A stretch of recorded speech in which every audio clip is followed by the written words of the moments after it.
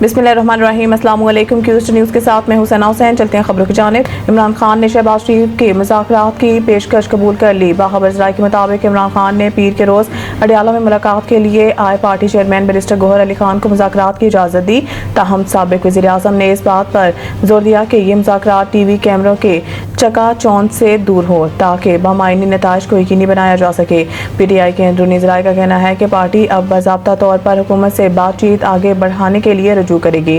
Party का ख्याल है कि माजी में मुज़ाकरात के लिए होने वाली कोशिशें मीडिया की स्क्रूटनी की वजह से नाकाम हुई, लिहाजा इस मरतबा ज़्यादा मुहतात और तवज्जो के साथ बातचीत की ज़रूरत है। चेयरमैन बैरिस्टर गौहर अली खान ने इस बात की तस्दीक की है कि उन्होंने वज़ीर आज़म शहबाज शरीफ की पेशकश इमरान खान तक पहुँचा दी है। ताहम उन्होंने बातचीत की तफसीलात या इमरान खान की जानिब से दी गई हदायत के मुताबिक मुज़ाकरात की सिमत के हवाले से कुछ भी बताने से इनकार कर दिया। उन्होंने कहा है कि मैं ये नहीं बता सकता कि हमारे दरमियान क्या बातचीत हुई।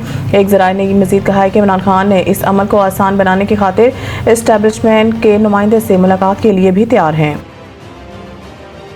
चीन की जानिब से भी भारत को धचका और अरुणाचल प्रदेश का नाम तब्दील कर दिया। गैर मुल्की खबर रसाई एजेंसी के मुताबिक चीनी वज़ारत ख़ारजा ने कहा है कि चीनी हुकूमत ने अरुणाचल प्रदेश और इसके मुकामात के नाम तब्दील कर दिए हैं। ये चीनी खुद मुख्तारी है।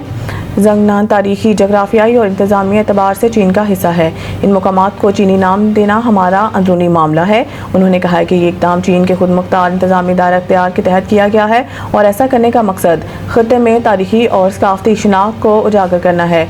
भारत ज़ंगनान को और अरुणाचल प्रदेश के नाम से अपना हिस्सा करार देता है, जबकि चीन इससे जनूबी तिब्बत का इलाका तस्वुर करता है। दोनों ममालिक के दरमियान इसे मसले पर पहले ही कशीदगी पाई जाती है। दिफाई माहिरीन के मुताबिक पाकिस्तान के भारतीय जाहिरियत पर मुंह तोड़ जवाब के बाद चीन की जानिब से ज़ंगनान पर दो टोक मौक़िफ़ भारतीय हुकूमत के लिए बड़ा धचका है। मोदी हुकूमत ने खित्ते के हर मुल्क के साथ तनाज़ा खड़ा करके साबित किया है कि भारतीय हुकूमत खित्ते के अमन की दुश्मन है।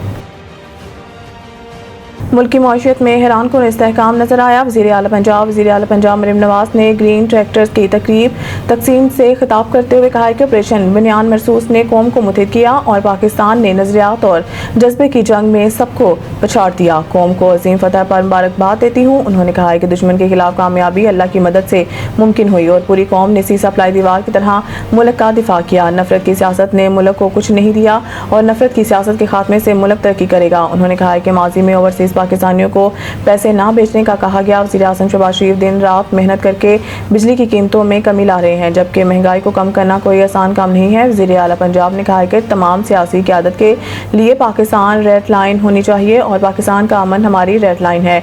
मुल्की मईशत में हैरान कुन इस्तेहकाम नजर आया, जबकि अवाम और किसानों में दूरियां पैदा करने की कोशिश नाकाम हो गई। नवाज शरीफ के साहबजादे हसन नवाज के दिवालियापन से मुतालिक बरतानवी महकमा टैक्स का अहम बयान सामने आ गया। रिपोर्ट के मुताबिक बैंकरप्सी मुद्दत मुकम्मल होने के बाद अब हसन नवाज दोबारा कंपनी डायरेक्टर बनकर मामूल के मुताबिक कारोबार के अहल होंगे।